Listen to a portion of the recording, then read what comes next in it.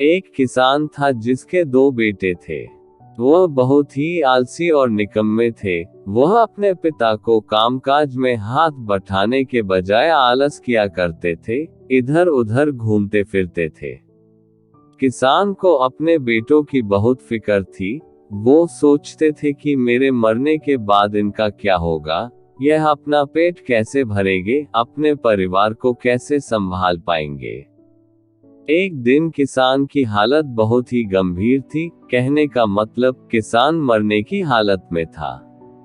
तभी किसान ने अपने दोनों बेटों को बुलाकर उनसे कहा कि हमारे खेत में एक खजाना गड़ा हुआ है, लेकिन वह किस जगह है उसकी जानकारी मुझे भी नहीं है, लेकिन खोदने बाद तुम्हें वो खजाना मिल जाएगा। इतना कहकर किसान भगवान को प्यारे हो गए।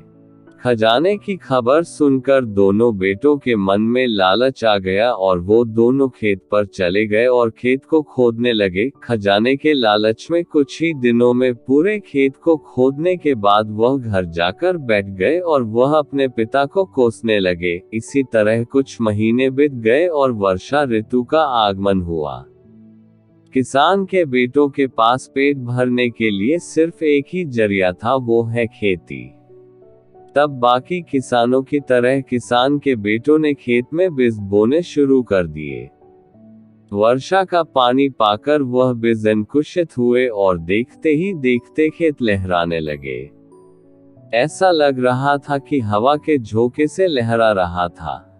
यह देखकर किसान के बेटे बहुत खुश हो गए। उनको समझ आ गया कि परिश्रम ही सच्चा धन होता है और वो उसी तरह से अपने पिता के शब्दों का मोल भी समझ गए और अपने कामकाज में लग गए।